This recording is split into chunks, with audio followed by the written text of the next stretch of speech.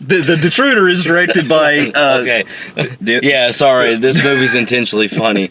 The Intruder is directed by Dion Taylor and stars Michael Ealy and Megan Good and Dennis Quaid. And it's about a couple move into this home that's run by Dennis Quaid that he wants to give away. And there's a backstory involved. Why he has to get rid of the house. Yeah. And basically, if you saw the trailers, you already know the movie. This couple moves in, buys his house from him, and he doesn't want to give it up. You see scenes where he just abruptly just shows up unannounced in the house, out in the yard, practically anywhere. Yeah. And you can see the family starting to grow a little bit worried as the film goes along, and eventually, like every Intruder fucking movie, the ending, it turns violent, and then he goes after, people get hurt, and then you defeat them, you kill the guy. Yeah. That's the fucking story, and it's the regurgitated shit we see fucking year after year. Every year. In fact, and like Traffic. Like Traffic last year, and we also had Breaking In last year, which was terrible. But this to get some backstory, this director, Dion Taylor, also directed Traffic from last year. Yeah, and it's basically, and it's starring Dennis Quaid, which, by the way, played in Cold Creek Manor, as a couple buying a fucking... kind of the similar in a way house, but more farmy looking. Yeah. And Steve DeRolf is the villain, and he's back. Basically, that's the same movie, but back in those days, you didn't see these type of films, and it seemed like the early 2000s and the 90s and even some of the 80s could make Intruder films interesting. Yeah, because even I don't know what it was. Movies like Fear and things like that still did a unique premise. Well, as far as obsession, because they didn't have formulas back in the day. They did something different with it. Yeah, every time. And I can't remember if I really fully liked Cold Creek Manor, but I haven't fully watched it. I think it was everybody was like, yeah, it's pretty good. I mean, nothing that you're gonna remember. Yeah, but yeah. But basically, this film from the this is like a pseudo. This is kind of like a alternate universe sequel, like spin-off or something. Spin-off, like he went fucking nuts or something after the events of that. Became a villain in this one, doing the same shit. So it's like weird. But already from the trailers, I just was not looking for this movie because home invasion films, this genre has been, like we were saying, like it's just full every year from the same crap. The only exception I would say that they at least did something unique with recently was with Us. While he found it overrated, I found it overrated. But I will say that at least it did something fucking different other than this traditional regurgitated have to make these films yearly. I don't understand.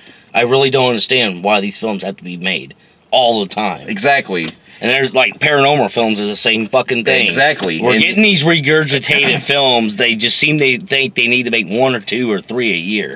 Yeah, and so the only really thing I got interested from this film was Dennis Quaid, because I felt like, maybe he can carry this movie from that intimidating, because from the trailers, he did seem like he was going to have that intimidating persona. Yeah, and it was actually something different for him. Yeah. I've never seen him play. No, I don't think I've ever seen him play somebody like that on that level. But upon seeing the film, I can say that Other than two things that we'll get into, this film is just everything that we predicted from the fucking trailers. The trailers, I mean, in any Intruder film you've seen, it really is formulated. I actually predicted each scene. Exactly. I already knew. I was like, I already saw this fucking movie. Exactly. I mean, it's that fucking formulated. I'm like, yeah, this happens. They're going to find out this happens. And then they're going to go backstory. And then he's going to get one guy at least, a friend, because they have every one of them has that friend that dies. Yep, and it dies in PG-13 way. And by the way, another fucking PG-13 rating that we get every year. And this has also come from Screen Gems, because they're the same company that has gone out with those other films that that one guy Michael Ealy's been in. He's always known in playing those thriller type movies where somebody's obsessed. And I personally find the guy not a good actor. Yeah, I'm not really the biggest fan of him. But I don't think he's good in anything. To get, and there's going to be some spoilers, by the way. To get my pros out of the way, Dennis Quaid, I thought, really saved this film. He's the best thing about this. I looked forward to every scene he was in, and I will say that he is playing over the top. He's kind of creepy. He actually pulls it off. Yeah, especially but he's having fun is what I think saved that. It saved a little bit of the film. Yeah, it's almost like, I'm not trying to make comparisons, but the way that he kind of came across, it's like if you took that, that kind of like similar character from, say, the Cable Guy, but like amped up to like fucking 10 times. You know what? Because it kind of delves on the mental illness thing. I actually think I got a great idea, even though I thought the film was okay back when it came out. If they ever want to really put work into maybe another remake, he would have played a good stepfather. Yeah, because from that one we had 10 years ago was kind of like this, like that same kind of vibe. Yeah. And Dennis Quaid, if they did another remake, I think he would probably pull it off. Yeah, I think he did well. I thought he did well. And then another thing, it's kind of like a mixture of two things I like. What he did at that fucking in this one scene where he actually captures Megan Good, and that whole like rapey thing, that was kind of fucking uncomfortable. Yeah, and I was like, whoa, yeah, what they really showed like how fucked up he is. Like in the other films, they just go straight A, B, and C and D. I think right here they were trying to do a little something different we haven't seen. And I was like, damn, are they really going to go deep in? Yeah, I was kind of into that. And stuff? No, it was like, pushing it. Up there. And then another thing I thought was kind of cool was, you don't see this in Intruder films very often, was I like that he was living in the house. Yeah. In the walls. Yeah, that's what I'm saying. Cool. That I will give some credit that was actually cool. But calling back to that kind of reminded me of The Boy. The Boy. If you ever seen that movie, that was kind of like that too. But anyway, yeah, and I'll say that, we'll get into the main problems with the plot, and we'll save this later on. Here's now where we get into our fucking cons, and we have a shitload of them. Yeah, so this story, like we said, is so full of every cliche from every single home invasion film. From the people moving into the house, from the fucking, getting into details about our villain later on. Yeah. It's every scene I call. And then the violent stuff at the end. And then they kill her dying. And other than the last probably like 5-10 minutes, there is nothing at all that really felt me engaged, because I will say that what other Intruder films that I found bad, I will give those other Intruder films more credit on the fact that they actually finally they get through to the shit in the middle of the film. This movie is nothing but fucking sex, love. Let's go to dinner. The way it's structured, it's dinner. It's the same scenes repeatedly every time. Dennis Quaid shows up, flowers. Or you got no, it's the same scenes like on repeat. Okay, you have Michael Ealy talking to his wife about we got to make sure he doesn't come here. Next scene, she invites him in. She feels bad for him. Next scene, he goes to work. Don't do it again. We have literally the same fucking scene in every single movie. And not only and every single part. And not only that, this movie spends 45 minutes of their love. Yeah. Them having sex, having that slow R&B fucking trap music in the background. And you got which to me doesn't even fit the fucking film. Yeah, and then you got the same kind of scenes where the husband is trying to go see what's going on, and we already know it's fucking Dennis Quaid fucking around. Oh yeah, and again, like most of these films, and even paranormal films are really bad at that. The fucking score lets you know. Yeah, you already know. Coming. Yeah, already. Yeah, it lets you know. You know, and you're ready to see it. The supposedly creepy scenes. I'm like, my god. And and not just that. It's just boring. But also, it's incredibly boring. It's boring, and also the characters. They're very one-dimensional. Like, the wife and the husband, they bicker all the time over the same fucking shit. And we have other scenes where the husband is, like, flirting with other women and shit. Yeah. And apparently had a cheating past. He's still fucking obviously doing it up until finally he's like, I don't want to do it anymore. Yeah, and then you have the wife who...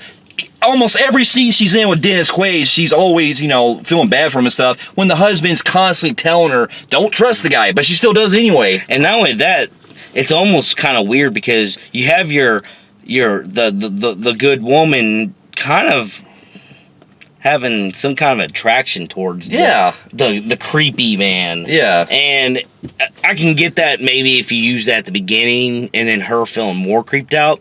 That happens, but it doesn't happen until the third quarter. So the whole majority of the film, she likes him. Exactly. This whole film spends too much time filler. Like, it's all dragged out. Oh, this movie is a big like, seriously, there's at least probably, like, I'd say 20, 30 minutes you could have easily fucking cut out because they have the same scenes, like, happening all at once. I don't know how many times that he was going to help him something with the shed, you know, like or putting the lights up, or helping him with fucking grass, mowing. They do that shit like a bunch. I'm like, where the fuck is this movie going? Exactly. Like, about the hour and 10 mark, for the first hour and 10 minutes, actually, I was incredibly bored. Was and too. Another con I have, some of the lines are kind of atrocious. Yeah, it felt like almost like Lifetime channel. No, it made me think of almost close to 1517 Paris. Because they're just like, it feels like the director... It's just conversations. No, it's like the director said,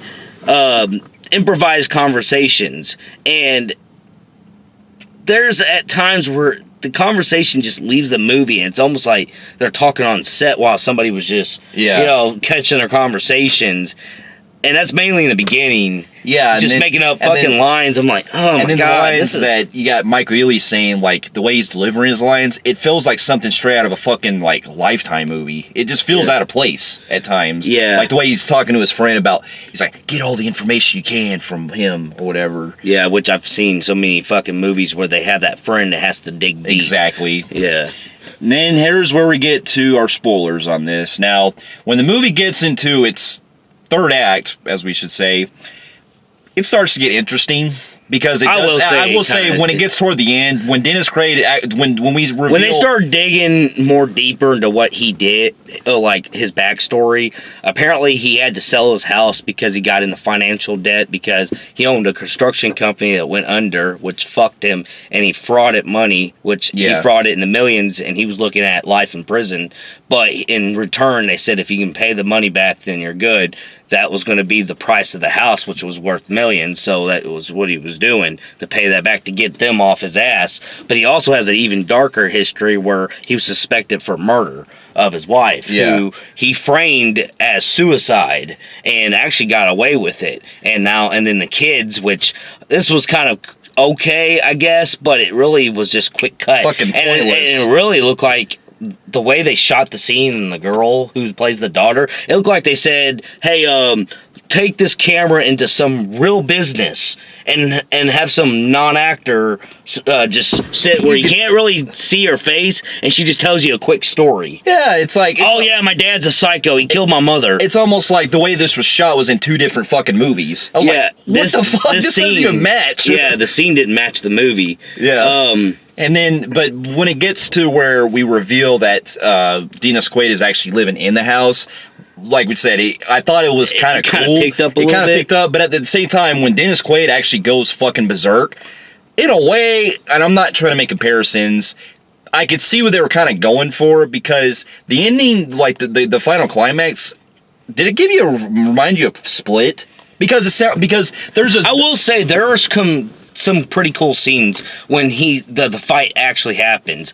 For one, it starts off where he gets Megan Good in the earlier, and while the boyfriend is husband's out somewhere, he's doing something, because this motherfucker leaves the house a lot. Yeah. And he captures her because after, feeling the creepiness is getting stronger and stronger and stronger, and then they reveal what he really did. She starts getting scared of him, and then he just loses his marbles in the scene. And this is the part where she discovers how he's getting in and out of the house, and she catches him because he's going berserk, slapping himself. And I was like, okay, I kind of like that. He's showing how psycho he's punching himself. He sees her.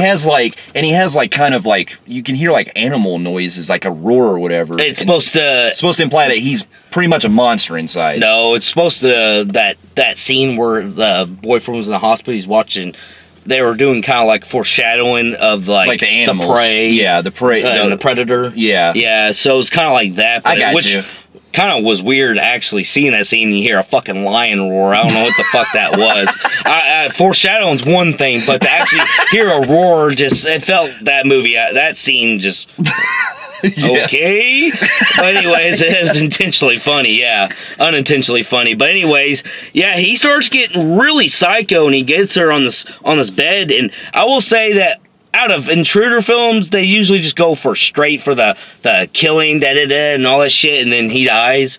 This one actually tried to do a rape scene, which was kind of disturbing. Where he's like licking her stomach and like her neck and all that stuff. I was like, damn, he's gonna fucking rape her. But then the boyfriend arrives and he hears him coming and all that shit. And then this motherfucker, I will say that stealth scene, that where he because basically he gets it reminded me straight out of H2O. Where so if he ever played Split too, because Split did that. Oh yeah, that's right. From the roof and you see the legs. I will say when that part starts happening, that was kind of cool with the stealthy. Yeah, and also the part later on where like immediately after that, he ends up going to get his shotgun or his double-barreled shotgun, and he ends up going like throughout the house and blowing through the closets. I thought this was the only scene I thought was kind of intense. It was, because you're led to believe that they're in one of those closets and they're crying, they're holding their hands together, and you're like, oh my god, they're basically saying this is it. And I was like, damn, they're probably gonna go for it. I was like, holy shit, they could break that. This film kind of stepped up a little bit.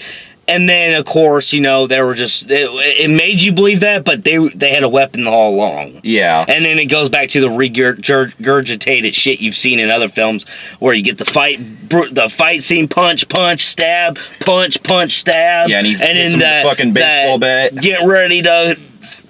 die thing, then one of the the spouses jump in and do that final blow, and stuff, and then and this is where the film, I shit you not, made me and him bust out fucking laughing. I'm gonna this was fucking hilarious. So you think, all right, they actually, I will say that baseball bat to the face was brutal. It was. They actually pushed almost an R rating with that. Well, Dennis Quaid, he's pretty much fucking like all busted up, his jaws busted open, everything. I thought that was pretty cool looking. When, he's basically the guy, the husband has a gun. He has a saying about guns throughout the whole film because his brother was murdered and he's against guns. But you have this scene where he's kind of struggling, but in a way I kind of felt like it contradicted him being scared of guns, because he kind of knew what to do. He took his bullets, because the guy Dennis Quaid, he's all laughing, he's like, it ain't got bullets in it, and the guy was all like, it's got one, I counted, or some shit like that. And then you get Megan Good's character calling the police, and she goes, I need the police here now. And they're like, what's the nature of your call? And she was all like, my husband just shot the intruder. And they didn't shoot him, but it's, they're making it so they can kill him, and that they had to shoot an intruder. And I kid you fucking not, when she gets off the phone, he's all like begging for his life. He's like, and then boom, he shots her. He fucking shoots him, and you think, all right, this is gonna be like the police show up, you get the sirens, the typical ending, and then them hugging and all stuff. I know that's regurgitated, but this ending was unintentional. This was fucking just made me just like, huh? I was like, this is drama. Right after the bang, credits roll. I'm like, what the fuck? And I kid you not, everybody in our theater was shell-shocked. We didn't know, should we get up? So me and him got up, because I was like, this isn't a Marvel film, so I'm not interested in what the fucking credits got to say. So I'm getting out, and we're walking, and our theater's just like... They're just sitting there. What? I've never seen a movie end that fast. I really have never seen that before. It was so abrupt. It was so abrupt. Like, as soon as the bang goes, credits. And then me and him couldn't help but laugh, because I swear to God, everything we've done since we went out as abruptly quit on us. And it's like fucking foreshadowing the movie. We and him was just reviewing this film earlier, and we found out we weren't fucking recording. The goddamn recorder quit on us, just like the fucking movie. He goes to the bathroom, fucking, we're sitting there, and I get the soap, and then he gets the soap, and it doesn't come out. It's like abruptly fucking ending. It's like, goddamn. And it's been to me, I felt like, okay, that's unintentionally fucking hilarious. Yes. So But it saved me time because, man, Dennis Quaid, minus Dennis Quaid, this movie is ungodly atrocious. Yeah, because Megan Good and that one dude don't have no chemistry. No, fuck no. And not just that, but I consider this pretty much. And that fucking friend of his, yeah, he can't fucking act worth shit. Yeah. And he's popular on that show, Power, on that Starz TV show. But yeah, this movie was a fucking.